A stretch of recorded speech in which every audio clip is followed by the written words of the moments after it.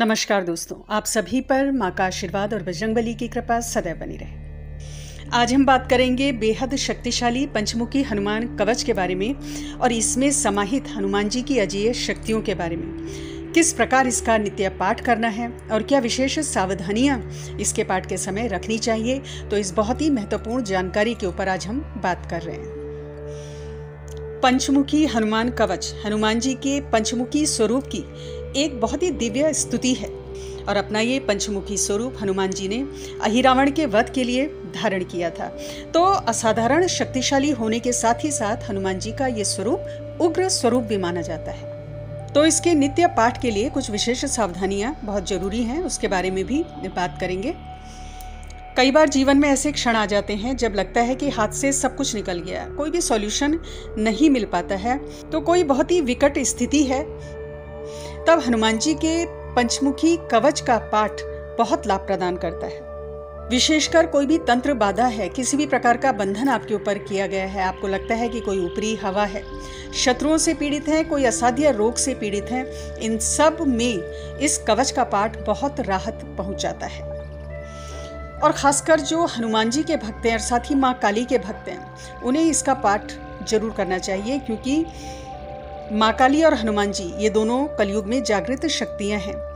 जब इन दोनों की शक्तियां एक साथ मिलकर काम करती हैं तो बड़ी से बड़ी बाधा का निवारण हर हालत में हो जाता है। और जब इन दोनों की शक्तियां एक साथ मिलकर कार्य करती हैं तो भक्त की रक्षा अवश्य होती है और कितनी भी दुष्कर स्थिति हो, उससे बचाव के लिए एक ठोस सुरक्षा चक्र का निर्माण करती हैं। तो जानते हैं कि इसका पाठ कैसे करना है, कब शुरू करना है। तो किसी भी शुभ दिन से इसका पाठ शुरू किया जा सकता है, जैसे हनुमान जन्मोत्सव के समय से, नवरात्रों में, चाहे सामान्य नवरात्रे हैं या गुप्त नवरात्रे, दोनों में आप इसका पाठ शुरू कर सकते हैं। इसके अलावा शुक्ल पक्ष के मंगलवार से आप इसका पाठ शुरू कर सकते हैं। पाठ का समय क्या हो, तो सुबह के समय आप इसे कर सकते हैं, शाम को कर सकते हैं, या रात्रि 9 बजे के बाद भी इसका पाठ किया जा सकता है। तो अब इसकी विधि के ऊपर बात करें तो स्नान आदि करके आप स्वच्छ वस्त्र धारण कर लें। जो आपका आसन है वो ऊनी लाल रंग का आसन हो। हनुमान जी का पंचोपचार पूजन आपको करना है। धूप, दीप, अक्षत, पुष्प, नैवेद्य हनुमान जी को अर्पित करना है। नैवेद्य में बूंदी के लड्डू और साथ में गुड़ और चने का भोग हनुमान जी को 2 लौंग के साथ आपको अर्पित करना चाहिए। जो दीपक आप जलाएंगे वो घी का दीपक जलाएं। अगर घी का दीपक नहीं जला रहे हैं तो तिल के तेल का दीपक भी आप जला सकते हैं। जब आप इसका पाठ प्रारंभ करते हैं तो उससे पहले जो आपका नित्य का पूजा क्रम है उसे आप संपूर्ण कर लें। जैसे गुरु पूजन कर लें, गणेश पूजन कर लें, ओम नमः शिवाय की एक माला का जप कर लें।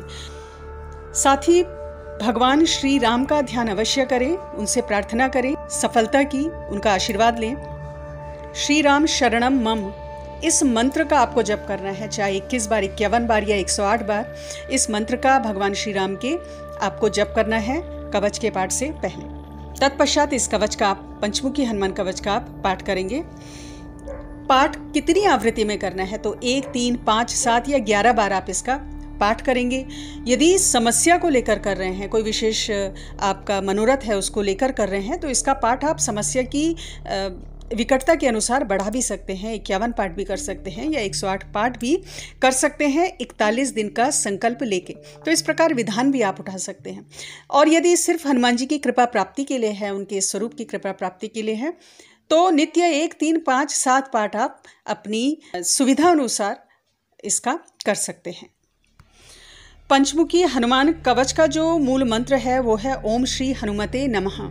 तो जब आप इस कवच का पाठ पूर्ण कर लेते हैं उसके बाद ओम श्री हनुमते नमः इसकी एक माला का आप जप अवश्य कर लें। और इसका संपुट लगा के भी अगर आप पाठ करते हैं तो इसका जो प्रभाव है वो कई गुना बढ़ जाता है। कवच के पाठ से पहले भी ओम श्री हनुमते नमः इस मंत्र का 108 बार जप करें और पाठ के पूर्ण होने के बाद भी ओम श्री हनुमते नमः इसका 108 बार जप कर लें। तो जो कवच का प्रभाव है वो बहुत जल्दी अपना असर दिखाता है। इस कवच के पाठ से, जैसे मैंने पहले बताया, बहुत सारी विकट समस्याओं से मुक्ति मिलती है। साथ ही मांगलिक दोष से भी मुक्ति मिलती है। मंगल, शनि, राहु, केतु, यदि इनके दुष्प्रभावों से आप पीड़ित हैं तो इन सब में आपको बहुत राहत मिलती है और हनुमान जी की विशेष कृपा प्राप्त होती है। अब बात करें अगर सावधानियों की कि क्या विशेष सावधानियां रखनी हैं, तो सबसे पहले तो सात्विक आपका आचरण हो, मांस मदिरा आदि से आपको दूर रहना है। साथ ही ब्रह्मचर्य का पालन आवश्यक है।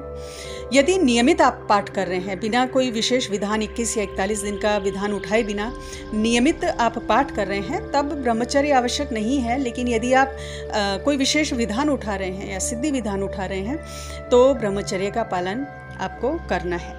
दूसरी चीज़, गुरु मंत्र परिपक्व होना आपका बहुत आवश्यक है। जो भी आपका गुरु मंत्र है उसका नियमित जप आपको इस कवच के पहले करना है।